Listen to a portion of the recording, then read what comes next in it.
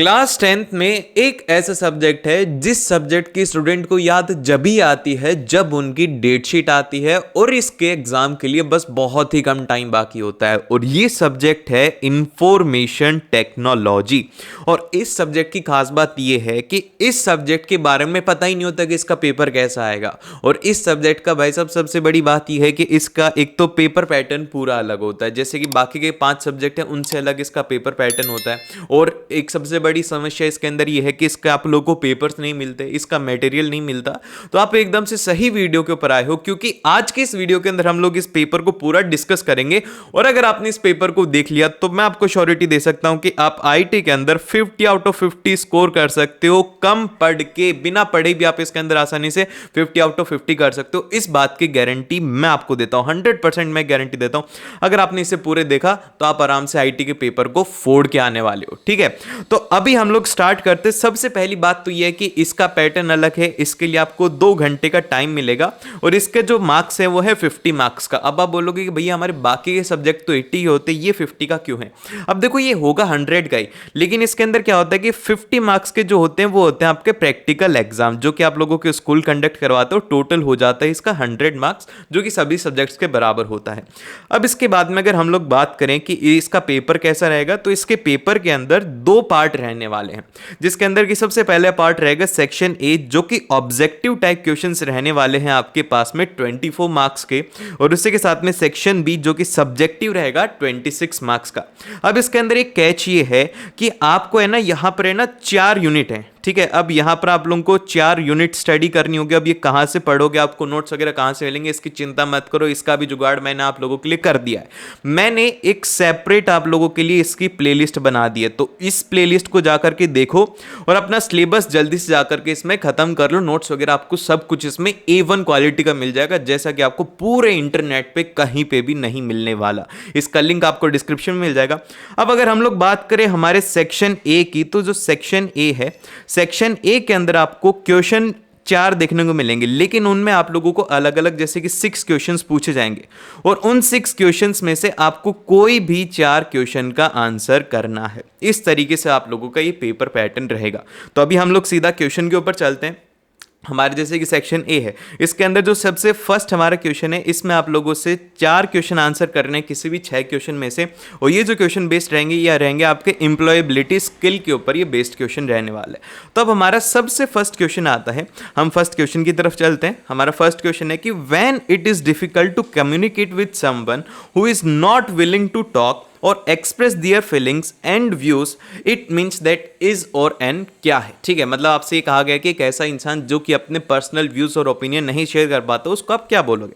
तो ऑप्शन है हमारे पास में, सबसे पहला ऑप्शन है कल्चर बैरियर। एकदम से गलत बात है, क्योंकि कल्चर बैरियर जब आता है, जैसे कि मान लीजिए कि आप हैं साउथ के, ठीक है, अब जैसे कि साउथ के अंदर आप तमिलनाडु से हैं, वैसे कमेंट करके बताना कि आप कौन से स्टेट से हो। मैं राजस्थान से। ठीक है, अब कल्चर बैरियर के अंदर ये आता है कि जैसे कि आप मान लीजिए कि तमिलनाडु से और आप सीधा इधर नॉर्थ की तरफ आ जाते हैं, दिल्ली की तरफ आ जाते हैं, राजस्थान में आ जाते हैं, तो आपको यहाँ पर कल्चर बैरियर आपको देखने को मिलेगा। और फिर इसके बाद में जो सेकंड ऑप्शन है वो है हमारा इंटरपर्सनल बैरियर। ये हो सकता है इसका आंसर। अब ये क्या होता है? ये होता है कि जैसे कि हम किसी से ना बात ही नहीं कर पा रहे, पर्सनली हम लोग उनसे कनेक्ट नहीं हो पाते, तो इसको इंटरपर्सनल बैरियर कहा जाता है। और फिर इसके बाद में एक होता है नेक्स्ट, इसका ऑप्शन है वो है फिजिकल बैरियर। फिजिकल बैरियर का मतलब ये होता है जैसे कि आपने देखा होगा रोड्स के आगे बैरिकेड्स लगा दी जाते हैं, तो इस तरीके का फिजिकल बैरियर या फिर कुछ भी एक फिजिकल चीज जो कि हो, उसे फिजिकल बैरियर कहा जाता है। और लैंग्वेज बैरियर वो होता है जिसके अंदर कि आप उसकी लैंग्वेज ही नहीं समझ पा रहे हो। लेकिन यहां पर लैंग्वेज समझने की बात नहीं, आप यहां पर ध्यान से देखो कि who is not willing to talk. भैया जब वो आपसे बात ही नहीं करेगा, चाहे से दूसरी लैंग्वेज में करे तो लैंग्वेज बैरियर बोल देंगे, लेकिन जब वो आपसे बात ही नहीं करेगा तो उसका आंसर हो जाएगा हमारे पास में इंटरपर्सनल बैरियर। और फिर इसके बाद में आता है हमारे पास में क्वेश्चन नंबर 2, जिसमें कि हमसे कहा गया है कि Kartik computer was running very slow, Hanks and often restart. के भैया जो कार्तिक है उसका कंप्यूटर बहुत ज्यादा स्लो चल रहा है, हैंग हो जाता है और उसी के साथ में बार बार रीस्टार्ट हो जाता है। And he is very confused and tense as he was working on its very important assignment. वो एक अपने इंपॉर्टेंट असाइनमेंट के ऊपर काम कर रहा है और इसकी वजह से उसको बहुत ज्यादा प्रॉब्लम हो रही है। And Kartik friend gave him following suggestions, identify who have given him a genuine suggestion. आपको कुछ सजेशंस बतानी, सिंपल सी क्वेश्चन ये है कि आपको ये बताना है कि आपका अगर कंप्यूटर स्लो चल रहा है तो आपको क्या करना चाहिए। तो यहाँ पर जो सबसे पहला है वो है राधा। राधा उसे बोलती है कि रीस्टार्ट योर मशीन। नहीं, ये रीस्टार्ट करने का सिस्टम जब होता है, रीबूट जब किया जाता है, जब सिस्टम के ऊपर लोड ज़्यादा हो जाए या फिर सिस्टम कहीं पर हमारा स्टक हो जाते हैं, उस केस के अंदर हम उस मशीन को रीस्टार्ट करते हैं जिससे कि उसकी जो कैसे फाइल होती है वो रिमूव हो जाए और फिर से उसको बूट कर पाए। देन फिर इसके बाद में सेकंड है ईशान। क्या बोलता है ईशान की बात सुनो भाई। ईशान बोलता है कि install the reliable anti software and update. हाँ, ये एकदम से सही है, क्योंकि आपने देखा होगा कि हमारा भी जो फोन होता है उसके अंदर अपडेट्स आते हैं। अपडेट्स के अंदर क्या होता है, अपडेट्स के अंदर इश्यूज को फिक्स किया जाता है। जैसे कि कई बार क्या होता है कि हमारे फोन के अंदर कुछ इशू आ जाते हैं, कई बार सिक्योरिटी इशू आ जाते हैं, उसी के साथ में कुछ कुछ इश्यूज आ जाते हैं, तो उनको सही करने के लिए अपडेट करना जरूरी होता है और आपको एंटीवायरस इंस्टॉल करना होता है जिससे कि आपका कंप्यूटर सेफ रह पाए। तो इसीलिए इसका जो हमारा करेक्ट आंसर रहेगा वो रहेगा बी ऑप्शन, एकदम से करेक्ट होगा। इसके बाद में आता है क्वेश्चन नंबर थर्ड, जो कि एक तरीके का फिल इन द ब्लैंक है। इसमें कहा गया कि refers to focusing human efforts for maintaining a healthy body and a mind capable of better withstanding stressful situation. कि भैया आप एक ऐसी चीज बताओ जिससे कि जो हमारा हेल्दी बॉडी हो और उसी के साथ में जो हमारा माइंड है वो स्ट्रेसफुल सिचुएशन को आसानी से हैंडल कर पाए, तो हम इसे क्या बोलेंगे। तो यहां पर क्या आ रहा है, एक वर्ड आप ध्यान से देखोगे तो वो आ रहा है यहां पर स्ट्रेसफुल सिचुएशन। तो यहां पर क्या हो रहा है, एक तरीके का स्ट्रेस हो रहा है। तो जब कभी भी स्ट्रेस होता है तो इसको सही करने के लिए हम लोग बोलते हैं स्ट्रेस मैनेजमेंट को कहा जाता है, कि जो भी स्ट्रेसफुल सिचुएशन को आप मैनेज कर लोगे। तो इसीलिए इसका जो करेक्ट आंसर होगा वो होगा हमारे पास में बी ऑप्शन। और बाकी का सेल्फ मोटिवेशन उसके लिए होता है कि आपको काम करने की इच्छा होनी चाहिए, जैसे कि आप लोगों को पढ़ने की इच्छा होनी चाहिए, सेल्फ अंदर से मोटिवेशन होना चाहिए कि भाई मुझे बोर्ड्स के अंदर अच्छा ही स्कोर करना है, वो होता है। सेल्फ अवेयरनेस का मतलब ये होता है कि आप लोगों को खुद से अवेयर हो जाओ, जैसे कि आपको पता है कि ये काम गलत है, ये काम सही है, तो वो सेल्फ अवेयरनेस होती है। और उसी के साथ में हम लोग चलते हैं नेक्स्ट क्वेश्चन की तरफ, जो कि है हमारा क्वेश्चन नंबर फोर्थ।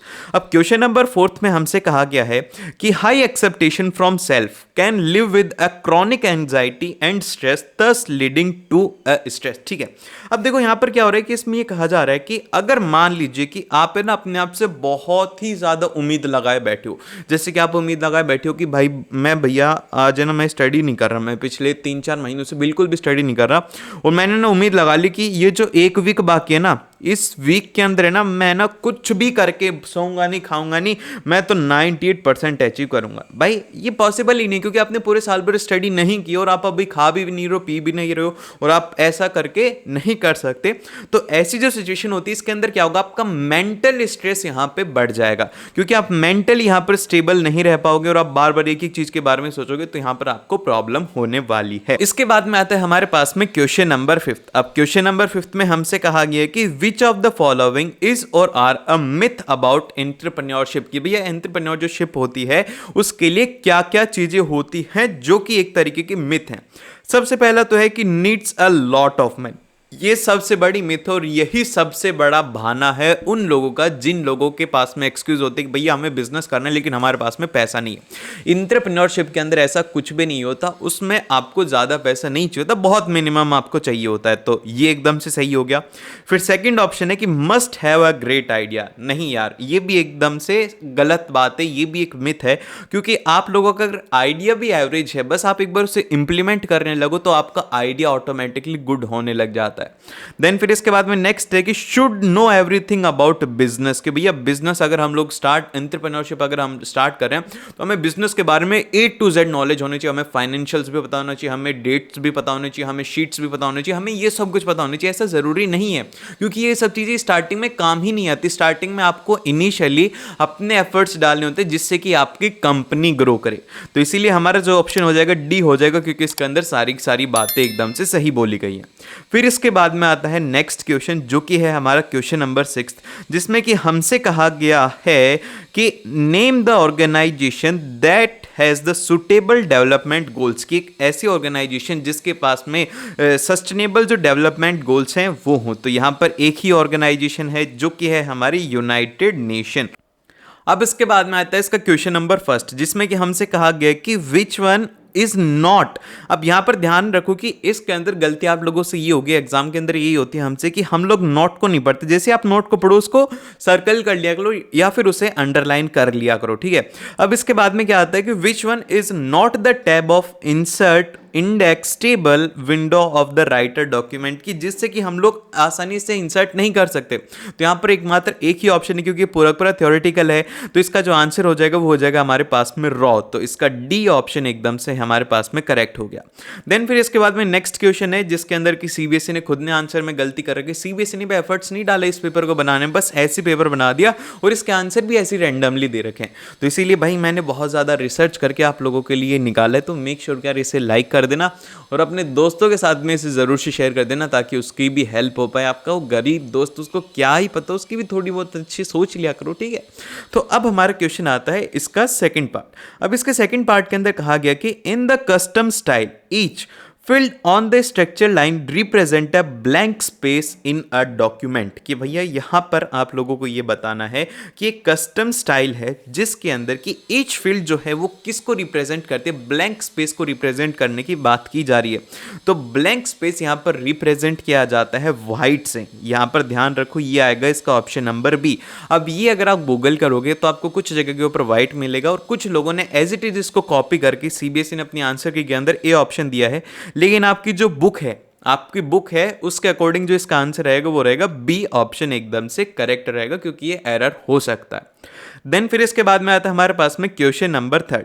अब क्वेश्चन नंबर थर्ड में हमसे कहा गया है कि Saurabh has made an advertisement in a digital document. उसने डिजिटल डॉक्यूमेंट के अंदर एक एड बनाया है and he is facing difficulty in positioning the image with in the text. की अब उसको क्या हो रहा है, आपने देखा होगा कि हम कभी भी इमेज और टेक्स्ट को एक साथ लगाते हैं तो वहां पर हमें प्रॉब्लम आ रही है, वही प्रॉब्लम इसे आ रही है। तो इसे क्या करना चाहिए, suggest him how he can adjust the image, की वो अपनी इमेज को किस तरीके से एडजस्ट कर सकता है, कि उसे रैप टेक्स्ट करना चाहिए, क्रॉप करना चाहिए, अलाइनमेंट करना चाहिए या फिर लेआउट करना चाहिए। इसका आंसर अभी के अभी जल्दी से कमेंट करके बताओ कि इसका आंसर क्या होगा, ए होगा, बी होगा, सी होगा या डी होगा। जो भी करेगा ना कमेंट में उसको दिल देने वाला, पक्की बात है, हार्ट सभी को मिलेगा। जल्दी से कमेंट करो कि इसका आंसर क्या होगा। तो इसका जो सही आंसर है वो है आप लोगों की स्क्रीन के ऊपर, और अगर आपने सही किया तो आप जीत चुके हैं 1 करोड़ रुपए। और कमेंट कर देना है कि मैं जीत चुका हूं 1 करोड़ रुपए। और इसका आंसर जो है वो है ए ऑप्शन हमारा सही है, क्योंकि रैप टेक्स्ट से क्या होता है कि आप इमेज के अंदर टेक्स्ट के थ्रू रैपिंग कर सकते हो, जैसे कि उसके ऊपर आप लिख सकते हो, अलग अलग फॉन्ट्स के अंदर आप लिख सकते हो, और वहीं पर ही जैसे कि क्रॉप होता है, क्रॉप के अंदर आप इमेज के जो होती है उसको आप एडजस्ट कर सकते हो, उसकी जैसे कि लेंथ को इधर उधर कर सकते हो, आप उसको जैसे कि कोई पार्ट नीचे उसको आप ट्रिम कर सकते हो, वो क्रॉप में किया जाता है। अलाइनमेंट में क्या होता है कि आप उसको जैसे कि राइट में करना चाहते हो, लेफ्ट में करना चाहते हो, सेंटर में करना चाहते हो, ये होता है अलाइनमेंट का। और लेआउट का मतलब ये होता है कि आपका लेआउट किस तरीके का रहेगा। जैसे कि आपने जो पावर पॉइंट है उसकी स्लाइड्स के अंदर देखा होगा, उसका लेआउट अलग अलग होता है कि मतलब डिजाइन कैसे रहेगी, कि टेक्स्ट इधर रहेगा, फिर उसके बाद में इमेज इधर रहेगी। तो ये सब होते हैं लेआउट के फॉर्म, मतलब कि बेसिकली एक ऐसा स्ट्रक्चर जो कि हम लोग डिफाइन कर सकें। और फिर इसके बाद में जो नेक्स्ट आता है हमारे पास में question number fourth. Question number fourth में हमसे कहा गया है कि fill in the blank is a collection of the record that store the data in mail merge, की एक ऐसा जिसके अंदर कि हम लोग हमारा जो डेटा है उसको स्टोर करें। तो यहां पर डेटा को स्टोर करने की बात आती है तो सही आंसर हो जाएगा हमारे पास में डेटा सोर्स। तो ठीक है, ये तो आंसर हो गया हमारे पास में कि इसका आंसर क्या हो गया, वो हो गया ए। लेकिन अब बाकी के जो क्वेश्चन है उसको, मतलब कि बाकी के ऑप्शन को भी मैं आपको बता देता हूं। अब मेन डॉक्यूमेंट क्या होता है ये ध्यान से याद रखना। मेन डॉक्यूमेंट क्या होता है, बेसिकली टेक्स्ट होता है जिसको कि क्या किया जाएगा, मेल किया जाएगा। ठीक है, जिसको कि मेल किया जाएगा आगे, उसको हम लोग बोलते हैं मेन डॉक्यूमेंट, जिसके अंदर की टेक्स्ट होता है। फिर उसके बाद में जो डॉक्यूमेंट होता है, डॉक्यूमेंट बेसिकली हमारी टेक्स्ट फाइल होती है, कैसे भी फाइल हो सकती है, जिसको कि हम लोग हमारे कंप्यूटर पर सेव करते हैं। और फिर इसके बाद में हमारे पास में नेक्स्ट क्वेश्चन आता है। क्वेश्चन नंबर है हमारे पास में 5th। क्वेश्चन नंबर 5th में हमसे कहा गया कि to increase the contrast of a image option is used in a document, कि भैया एक ऐसा बताओ जिससे कि जो कॉन्ट्रास्ट ऑफ इमेज है उसको आसानी से इंक्रीज किया जाए।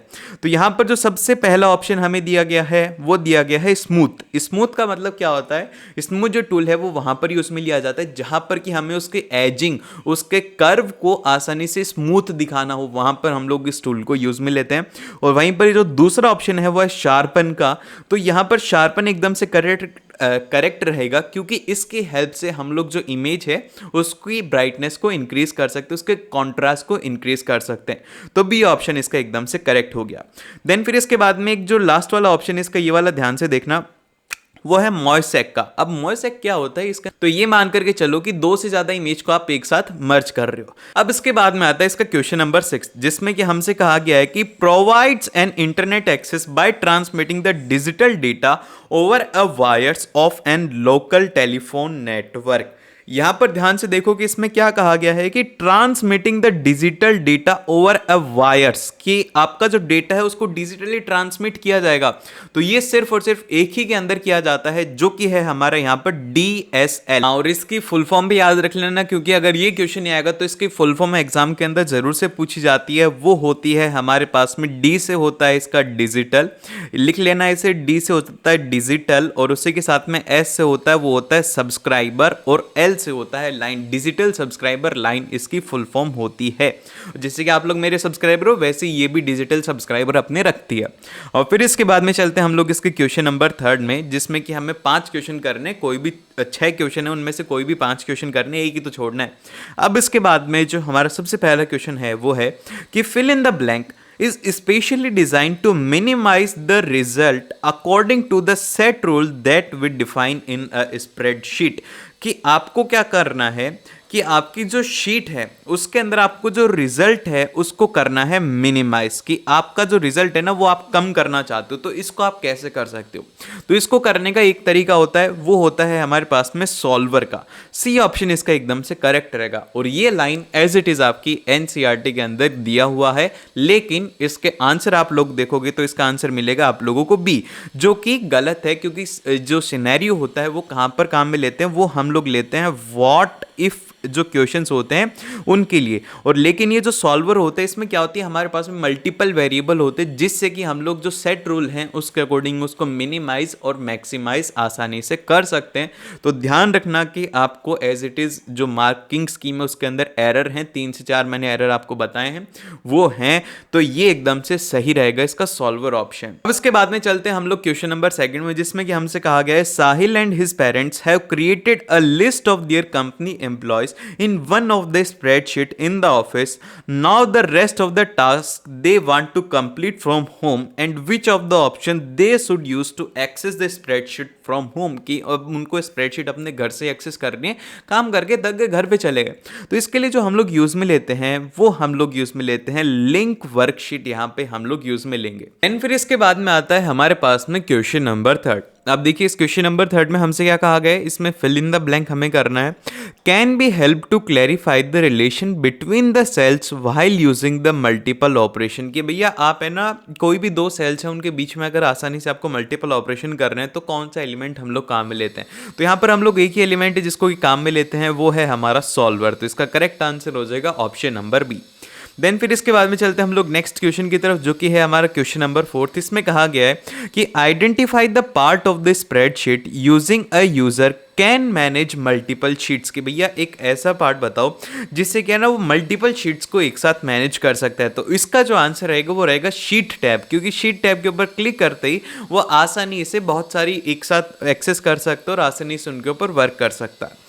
फिर इसके बाद में इसका अगले क्वेश्चन में हमसे कहा गया कि spreadsheet software can find the changes by, कि मतलब किस तरीके से वो चेंजेस को निकाल सकता है। तो इसका जो हमारे पास में आंसर रहेगा वो रहेगा कि वो है ना चेंजेस को इस तरीके से निकालता है कि वो है ना कंपेयर करता है शीट्स को। क्या करता है कि जैसे कि अलग अलग, जैसे कि आपने चेंजेस कर दिए तो वो जो सॉफ्टवेयर वो ये देखता है कि पहले क्या चेंजेस थे अब क्या चेंजेस हैं, तो उससे वो आसानी से उसको आइडेंटिफाई कर लेते हैं, एक तरीके से कंपेयर करता है। तो इसीलिए जो इसका आंसर आ जाएगा वो आ जाएगा हमारे पास में कंपेयरिंग। फिर इसके बाद में आता है इसका नेक्स्ट क्वेश्चन, क्वेश्चन नंबर 6, जिसके अंदर की कहा गया है कि at the bottom of each worksheet left tab indicates of the fill in the blank है of the worksheet in a workbook, की वर्कबुक के अंदर वो क्या दिखाता है। तो आप लोग जब देखोगे तो नीचे की तरफ आप देखोगे कि वहां पर उसका नेम सेलेक्ट हो रहा होता है, जैसे कि 1 2 3 करके, और यहां पर एक प्लस का आइकन आता है। तो यहां पर क्या होते हैं, ये होता है इसका नेम, तो इसलिए सी ऑप्शन इसका एकदम से करेक्ट हो गया।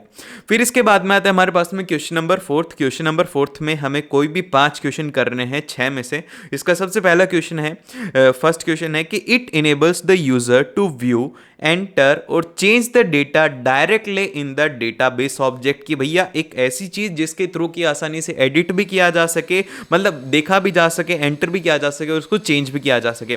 तो ये सब काम हम लोग कर सकते हैं सिर्फ और सिर्फ एक से, वो है फॉर्म से। तो इसका ऑप्शन नंबर सी हमारे पास में हो गया एकदम से करेक्ट। अब अगर हम लोग बात करें बाकी के ऑप्शन की, तो बाकी के ऑप्शन क्या होते हैं हमारे पास में, जो सबसे पहला ऑप्शन है वो है रिपोर्ट का। तो रिपोर्ट क्या होता है, रिपोर्ट के अंदर बेसिकली हमारे पास में पूरा कंक्लूजन आ जाता है डेटाबेस का कि भैया क्या है इसके अंदर, क्या सिनेरियो इसमें हम लोग कर सकते हैं। फिर उसके बाद में अगर हम लोग बात करें नेक्स्ट क्वेश्चन की, जो कि है इसका क्वेश्चन नंबर 2।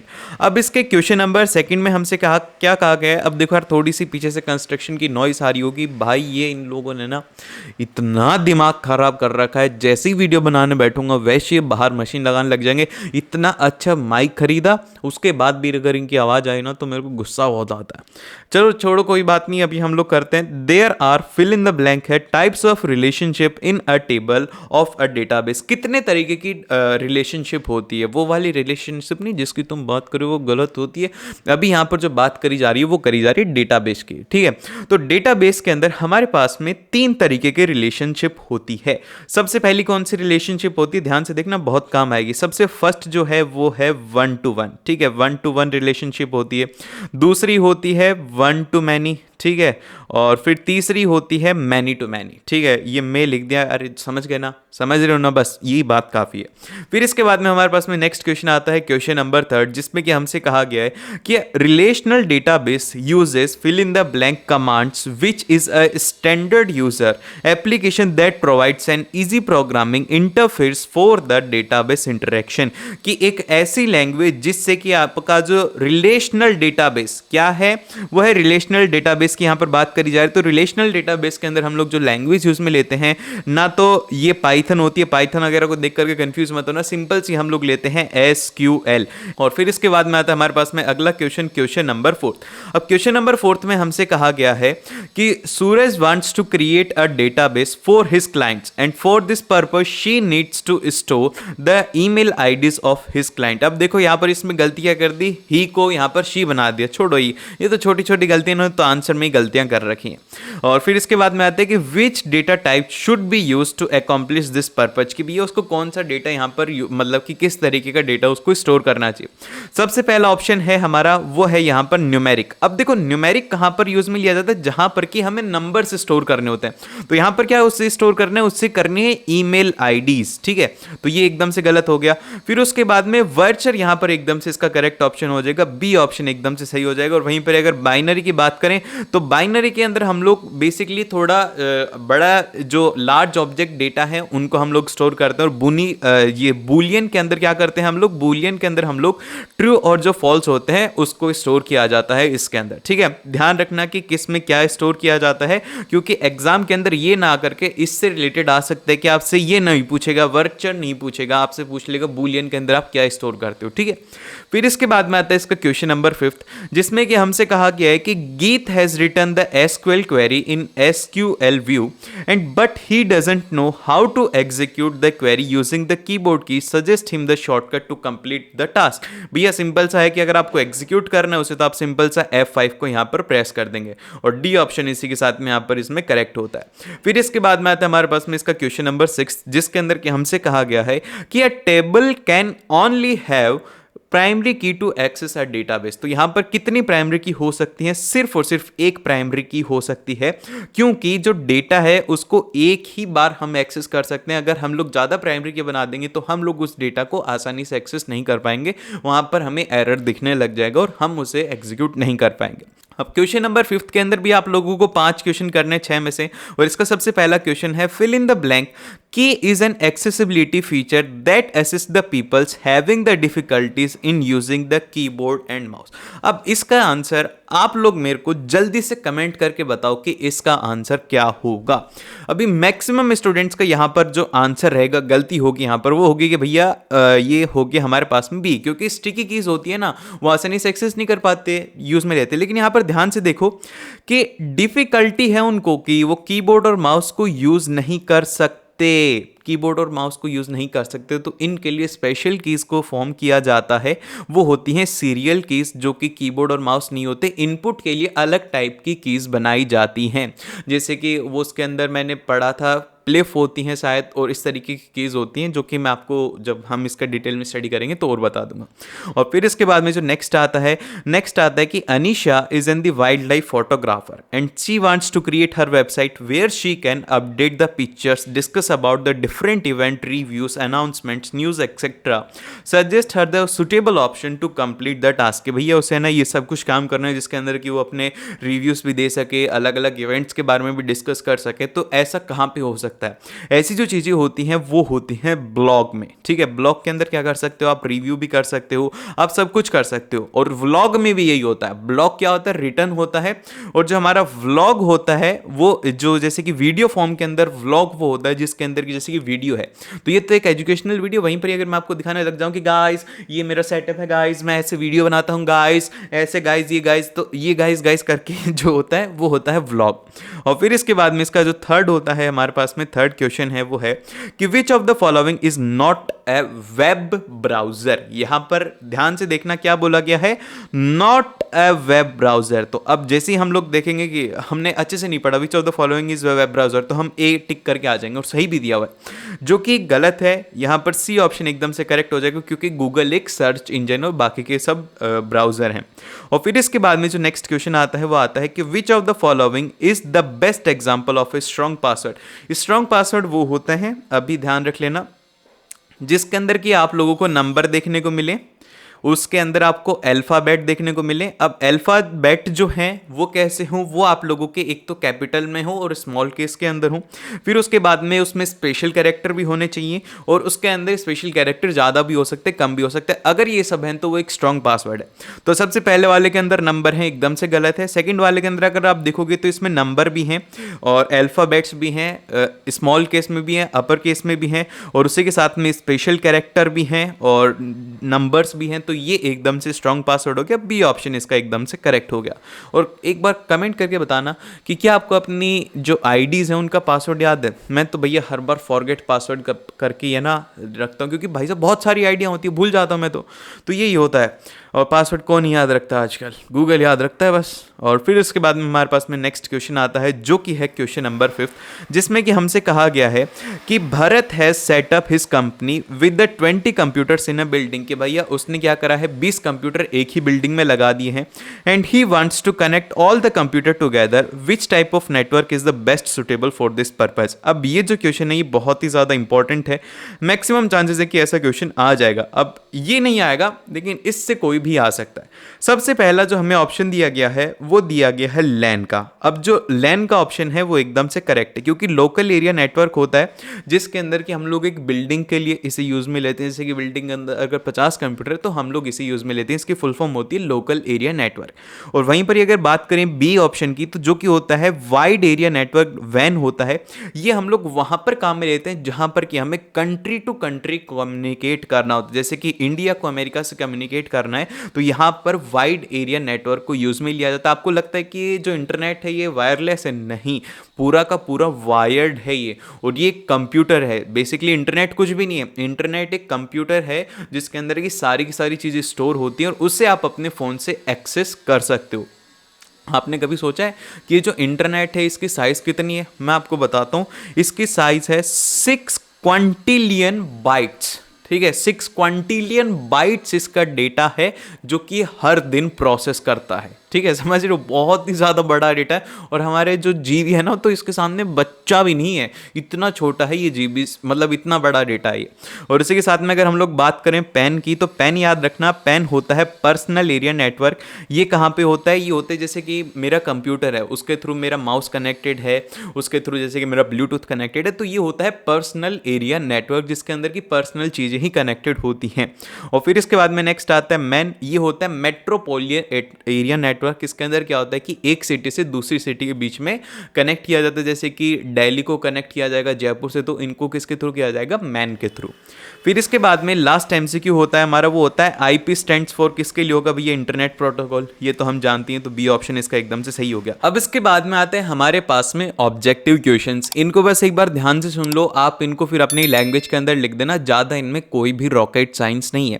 तो सबसे पहला क्वेश्चन है, इसमें कहा गया है कि what are the learning objective of a communication, कि आपको कम्युनिकेशन क्यों सीखना चाहिए? तो भैया एक सबसे पहला रीजन ये है कि हमें ना आपस में बात कर पाए। अब बात क्या होती है? बेसिकली मैं कुछ बोलता हूं तो वहां पर मेरा कुछ ओपिनियन होता है, मैं आपको कुछ डेटा बताता हूं, उसी तरीके से आप भी कुछ बोलते हो, वो एक डेटा होता है। एक तरीके से कंप्यूटर की लैंग्वेज में तो हम लोग डेटा ही ट्रांसफर कर रहे हैं, मैं जो बोल रहा हूं ये डेटा है, मैं सेंड कर रहा हूं, आप इसे रिसीव कर रहे हो, तो ये होता है। अब अगर हम लोग इसे कंप्यूटर लैंग्वेज में देखें तो ये होता है कि सेंडिंग, रिसीविंग और अंडरस्टैंडिंग द मैसेज और द इंफॉर्मेशन, कि आप भेज भी सकते हो, सुन भी सकते हो, मतलब कि सेंड भी कर सकते हो, रिसीव भी कर सकते हो, कोई भी इंफॉर्मेशन हो गया, कोई भी मैसेज हो गया। फिर इसके बाद में जो इसका सेकंड पॉइंट है कि development of an the interpersonal skills, की आप आसानी से इंटरपर्सनल स्किल्स को डेवलप कर सकते हो, जिससे कि आप आसानी से किसी से कम्युनिकेट कर पाओगे, अपने बातों को रख पाओगे। और ये यहाँ पर इंटरपर्सनल है, इंटरपर्सनल स्किल्स नहीं है। फिर इसके बाद में थर्ड पॉइंट है कि to express the effectively with the maximum efficiency, कि आप है ना आसानी से अपने आइडियाज को एक्सप्रेस कर पाओ इफेक्टिवली।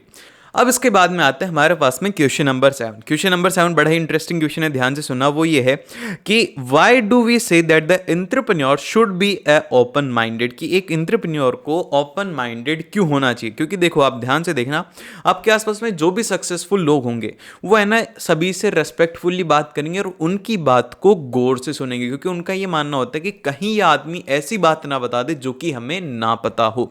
तो इसीलिए ना ध्यान से उन लोगों के साथ में रहना सीखो जो कि जिनका ओपन माइंडेड होता है, वो नए नए सॉल्यूशंस के लिए आपकी बात सुनेंगे पूरी पूरी। जैसे कि एपीजे अब्दुल कलाम थे, वो स्टूडेंट्स की हर एक बात को सुनते थे, और आजकल के टीचर कुछ ही नहीं सुनते, अरे मैं सही हूँ, अरे कहाँ हो सही, ठीक है, अरे छोड़ो अब इन सब बातों को। तो अब हम लोग बोलेंगे इसका आंसर क्या रहेगा, आंसर के ऊपर फोकस करो, इन सब बातों के ऊपर नहीं। ये है कि the smartest and the most successful peoples welcomes the new idea and diverse the prospective, allowing them to see the more opportunities ahead of them and the better solution to the problems, कि उनका ऐसे करने से क्या होता है, उनको अच्छे सॉल्यूशंस मिल पाते हैं, उनको ज़्यादा चीज़ें अच्छे से समझ में आ पाती है। देन फिर इसके बाद में हम लोग चलते हैं नेक्स्ट क्वेश्चन की तरफ, जो कि है हमारा क्वेश्चन नंबर 8। क्वेश्चन नंबर 8 के अंदर हमसे कहा गया कि how is the self regulation connected to the ability to work independently, कि आप ये बताओ कि सेल्फ रेगुलेशन जो है वो कैसे कनेक्ट रहता है कि आप आसानी से इंडिपेंडेंटली उसे वर्क कर पाओ। और ये सारे के सारे जो क्वेश्चन हैं ये हैं 2 मार्क के, और इनमें आपको सिर्फ और सिर्फ 2 पॉइंट लिखने हैं, इससे ज्यादा लिखने की जरूरत नहीं है। तो अब हम लोग यहां पर बोलेंगे इसका आंसर जो रहेगा हमारे पास में वो ये रहेगा कि the ability of work independently can be enhanced by being self regulated. अगर आपको जैसे कि खुद के ऊपर, जैसे कि मान लो कि आपको इंडिपेंडेंटली वर्क करना है, आपको किसी की भी नहीं सुननी, तो आपको सबसे पहले तो एक तो डिसिप्लिन के अंदर रहना पड़ेगा, सेल्फ रेगुलेटेड रहना पड़ेगा, आपको खुद के नियम कायदे बनाने होंगे कि इतने बजे उठना है, इतने बजे काम करना है, आपके ऊपर कोई भी बॉस नहीं है, तो आपको खुद का बॉस बनना पड़ेगा। फिर इसके बाद में आता है कि self regulation guides independent individuals as it help them to consider long term consequences rather than just transient feeling, कि भैया यहाँ पर जो सेल्फ रेगुलेशन है वो क्या होता है कि जो भी इंडिपेंडेंट इंडिविजुअल्स होते हैं उनको हेल्प करता है कि उनका जो लॉन्ग टर्म विजन है, लॉन्ग टर्म कॉन्सिक्वेंसेज हैं, वो उनको आसानी से मिल पाए उस फीलिंग के साथ में। और फिर इसके बाद में आता है कि it leads to the responsible and a value driven behaviour, कि ये क्या करता है कि एक रिस्पॉन्सिबिलिटी के साथ में आप एक, जैसे कि मान लो कि आप एक इंडिपेंडेंटली वर्क करना चाहते हो, तो आपके ऊपर एक रिस्पॉन्सिबिलिटी आती है सेल्फ रेगुलेशन से, कि आप रिस्पॉन्सिबली काम करते हो, आपके पास में वैल्यू और आपका जो बिहेवियर है वो वैल्यू ड्राइव्ड हो जाता है कि आप किसी से अगर कोई भी काम करवा रहे हो तो आप उसके बदले में उसे उसकी वैल्यू देना पसंद करोगे। और फिर इसके बाद में नेक्स्ट आता है कि it teaches the self control and well directed efforts to reach the goal. और इसी के साथ में आपको ये भी सिखाता है कि किस तरीके से सेल्फ कंट्रोल करना है, किस तरीके से वेल डायरेक्टेड एफर्ट्स लगाना है जिससे कि आप अपने गोल को अचीव कर पाएं। और फिर इसके बाद में आता है हमारे पास में क्वेश्चन नंबर 9। क्वेश्चन नंबर 9 में हमसे कहा गया है कि how we can prevent computer against the attack by the virus. अब आप वायरस से कैसे बचा सकते हो, तो आप इसके अंदर सबसे फर्स्ट लाइन ये लिखेंगे। आपको अगर आंसर को बड़ा दिखाना है तो ये हर एक के अंदर आप लिख सकते हो कि हम लोग क्या कर सकते हैं, we can prevent the computer against the virus attack by the various procedures या फिर बाय द वेरियस पॉइंट्स। ठीक है, ये आप लिखोगे तो ये एक लाइन एडिशनल हो गई है जिससे कि आपका आंसर अच्छा दिखेगा। और इसमें ज़्यादा दिमाग नहीं लगा ना, क्वेश्चन ही तो लिखा है हमने।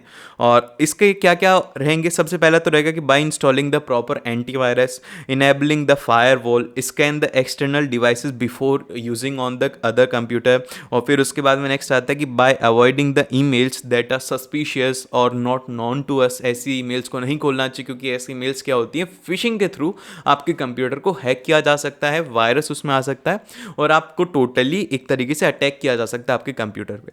फिर लास्ट के अंदर आता है कि should be very careful while downloading the files or any other program from the internet. क्योंकि ऐसा होता है कि जब भी आप है ना, एक बात हमेशा याद रखना कि इस यूनिवर्स के अंदर कोई भी चीज़ फ्री नहीं होती। अगर आपको कोई भी चीज़ फ्री में मिल रही है तो इसका मतलब ये है कि उसका उसके साथ में कोई ना कोई रिलेशन। अगर आपको मान लीजिए कि कोई गेम है जो कि पेड है और वो आपको फ्री में मिल रहा है तो इसका मतलब ये है कि यहाँ पर आपकी जो सिक्योरिटी है ना उसके साथ में खिलवाड़ हो रहा है। आपके जो डेटा है उसको आसानी से उसके थ्रू, उस ऐप के थ्रू चुरा लिया जाएगा और वो रहेगा कि आप लोग उस कंपनी को ना दे करके अपना डेटा उसको दोगे, उसको पैसे नहीं देने के बजाय वो आपका डेटा लेकर के चला जाएगा।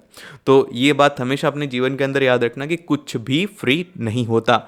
और फिर इसके बाद में आता है क्वेश्चन नंबर 10 जिसके अंदर कि हमसे कहा गया है कि green economy promotes the sustainable development. Justify the statement कि भैया ग्रीन इकोनॉमी है वो कैसे सस्टेनेबल डेवलपमेंट को प्रमोट करती है। तो हम लोग इसका आंसर लिखेंगे कि the focus of the green growth strategy is ensuring that the natural assets can deliver the full economic potential on a sustainable basis। कि भैया बेसिकली जो हमारे ये जो क्या बोल रहे हैं हम लोग ग्रीन इकोनॉमी, इसके थ्रू क्या है कि आप लोगों को ऐसी चीज़ों को प्रमोट करना है, ऐसी चीज़ों को करना है जिससे कि हमें ना पूरा पूरा पोटेंशियल ले पाए सस्टेनेबल चीज़ों का। जैसे कि आप मानो, मैं आपको एक बात बताता हूँ कि जो हमारी सोलर एनर्जी है ना, सोलर हमारे पास में इतनी तगड़ी एनर्जी है कि अगर सभी के घर पे सोलर लग जाए तो एक पैसा भी तो बिल का नहीं आएगा और उसी के साथ में हम लोग हमारे इक्विपमेंट्स को आसानी से यूज़ करवाएंगे। अभी हम लोग यूज़ में लेते हैं, मम्मी बोलती है बंद कर दो उस फैन को, क्यों बार बार ऐसे चला रखा है, बिल आएगा। तो ऐसा होता है, इसलिए होता है क्योंकि हम टोटली उसके ऊपर डिपेंड हैं। अगर हम ये टोटली ग्रीन चले जाएंगे तो हमें उसकी चिंता ही नहीं रहेगी। ठीक है, समझ रहे हो मेरी बात।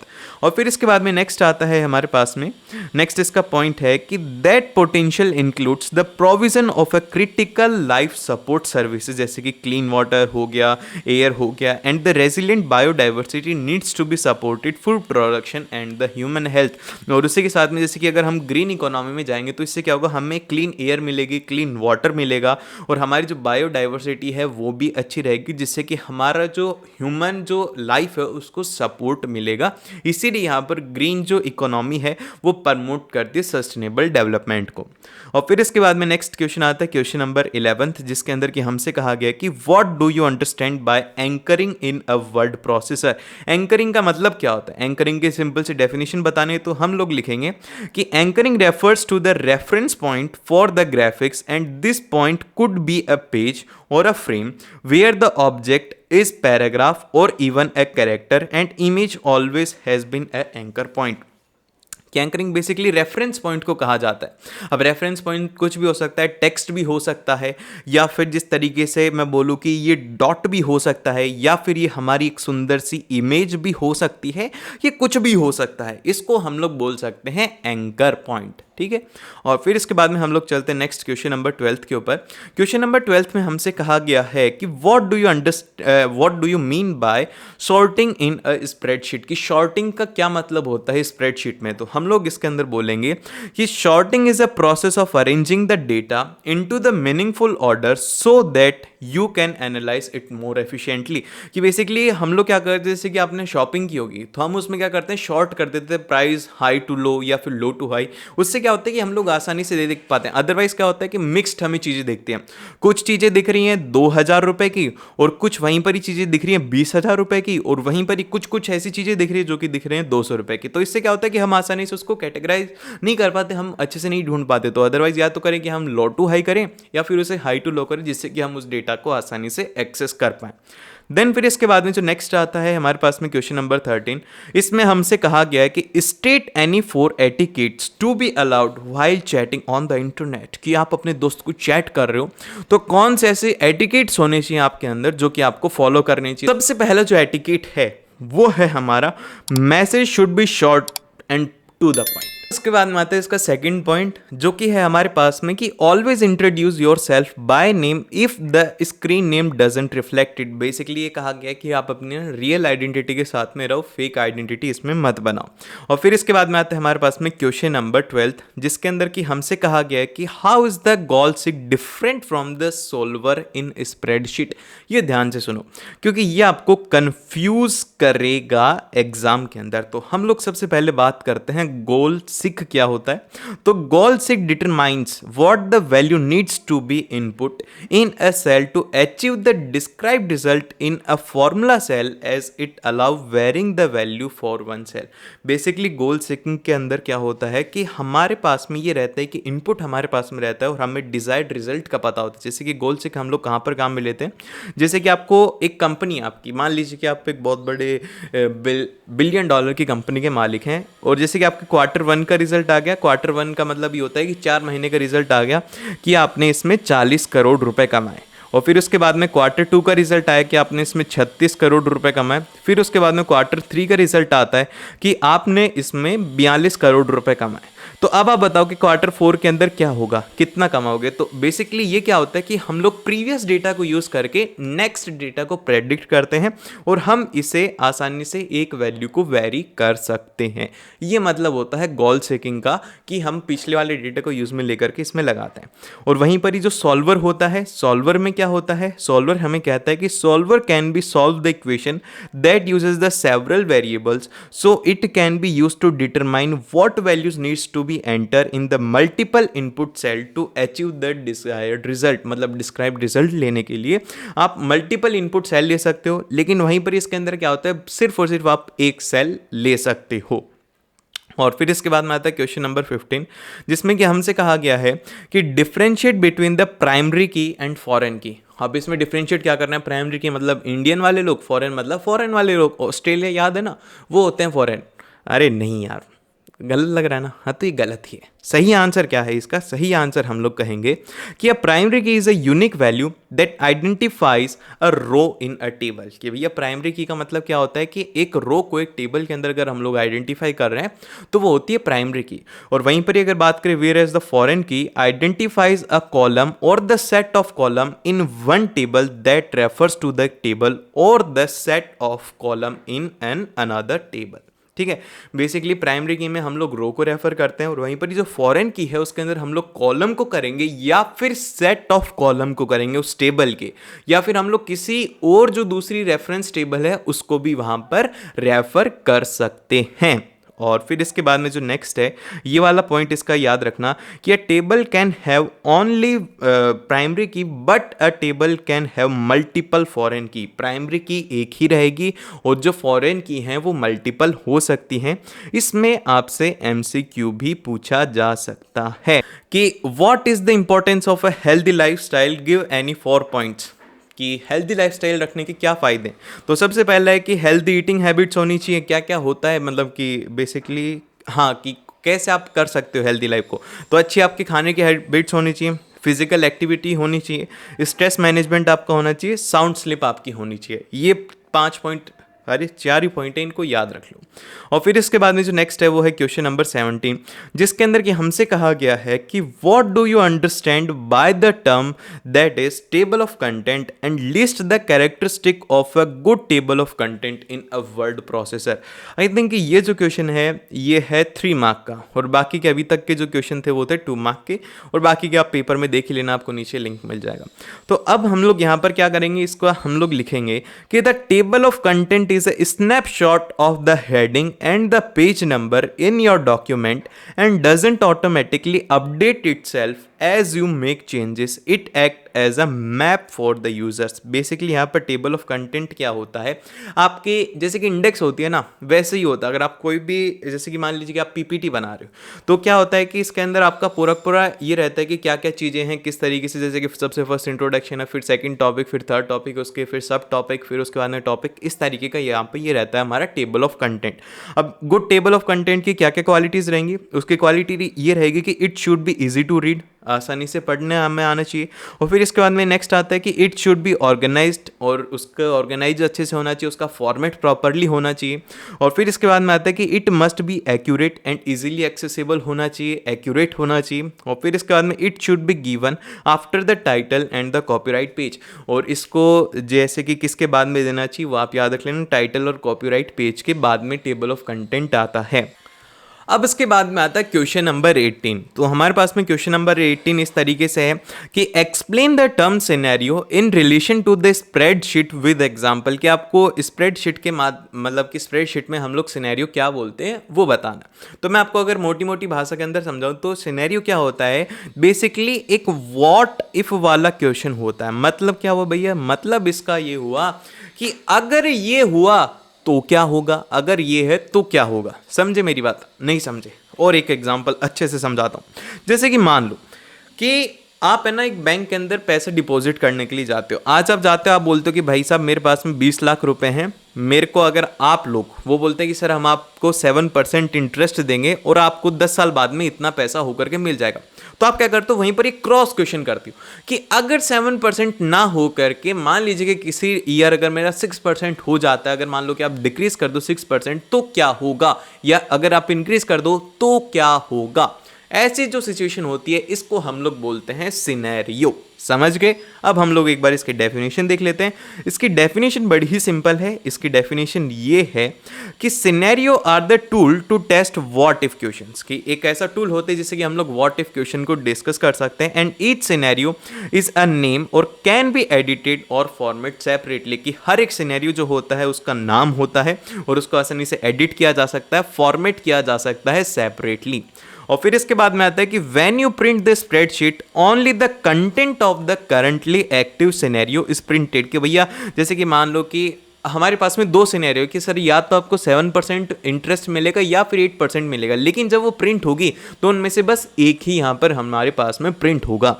और फिर उसी के साथ में जो नेक्स्ट इसका पॉइंट है कि a scenario is essential a saved set of a cell value for your calculation. Basically एक वैल्यू सेव रहती है कि 6% मिलेगा, 7% मिलेगा, 8% मिलेगा, बस एक वैल्यू यहाँ पर इसमें सेव रहती है। अब एग्जाम्पल इसी का यही दिया हुआ है तो आप इसे पढ़ लेना, स्क्रीनशॉट इसका ले लेना।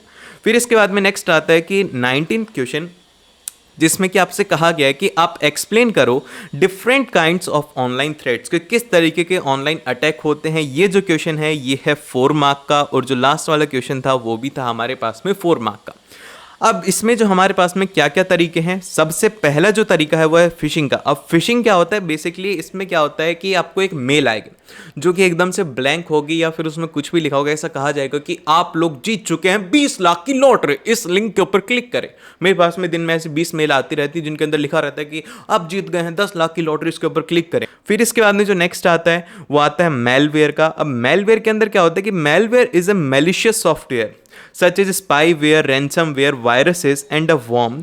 और बेसिकली क्या होता है कि मेलवेयर कहीं से भी आ सकता है, जैसे कि कोई ने आपको पेन ड्राइव दे दी, आपको नीचे गिरी हुई पेन ड्राइव मिल गई, या फिर आपको कोई सीडी मिल गया, फिर आपने कोई फाइल डाउनलोड कर ली, तो एक ऐसा सॉफ्टवेयर रहेगा जो कि क्या करेगा, आपके ना जैसे कि आपके कंप्यूटर के अंदर ना रैंडमली चीज़ें होने लग जाएंगी, आपका डेटा ब्रीच कर जाएगा, आपका कंप्यूटर हैंग होने लग जाएगा। तो ऐसी चीज़ें यहाँ पर होने लग जाती हैं और आपका डेटा फ्रीज हो सकता है। और फिर इसके बाद में जो नेक्स्ट है साइबर अटैक तरीके का वो होता है ईमेल स्पूफिंग। इसके अंदर क्या होता है कि बेसिकली डेटा ऐसा लगता है कि वो रियली में ओरिजिनेटेड होता है लेकिन वो वहां से आता ही नहीं है, इसे हम लोग कहते हैं ईमेल स्पूफिंग। और फिर इसके बाद में जो नेक्स्ट आता है वो आता है क्वेश्चन नंबर 20, जिसके अंदर कि हमें कहा गया है कि explain the term referential integrity why it is important in a database. तो सबसे पहले हम लोग इसकी डेफिनेशन देखते हैं जो कि है हमारे पास में, referential integrity is used to maintain the accuracy and the consistency of a data in a relationship or in a base. Data can be linked between two or more tables with the help of the primary key or the foreign key constants. Basically इसका कहने का मतलब ये है कि यह आपकी accuracy को और आपकी कंसिस्टेंसी को डेटा के अंदर जो रिलेशनशिप है उसके साथ में मेंटेन रखता है, कि प्राइमरी को सेकेंडरी के साथ, मतलब प्राइमरी और फॉरेन की का कंस्ट्रेंट को आसानी से उनके बीच में रिलेशन कर देता है, जिससे कि आप डेटा को आसानी से एक्सेस कर पाओ और आसानी से उसे एडिट कर पाओ। देन फिर इसके बाद में जो हमारे पास में नेक्स्ट आता है कि क्या क्या इसके मतलब क्यों यह इंपॉर्टेंट है। सबसे पहला ये है कि it prevents the entry of a duplicate data, इससे डुप्लीकेट डेटा को एंटर नहीं कर सकते। सेकंड आता है कि it prevents the one table from pointing to the non existing field in another table. जैसे कि मान लीजिए कि आपकी एक टेबल से दूसरी टेबल की तरफ जो कि है ही नहीं उसको रोकता है। और फिर इसके बाद में आता है इसका थर्ड पॉइंट जो कि है कि it prevents the consistency between the partner table, जो भी पार्टनर टेबल है उनके बीच में कंसिस्टेंसी को ये रोकता है। और उसी के साथ में it prevents the deletion of a record that contain a value referred by the foreign की इन अनदर टेबल। जैसे कि मान लो कि आपने किसी और टेबल के अंदर उसको रेफर किया और गलती से वो डिलीट ना हो जाए, उसका भी ध्यान यहाँ पर यही रखता है। सो आज की वीडियो में बस इतना ही था। मिलते हैं आप लोगों से नेक्स्ट वीडियो के अंदर, and all the very best. Make sure कि आप इस वीडियो को जरूर से अपने दोस्तों के साथ में शेयर करें।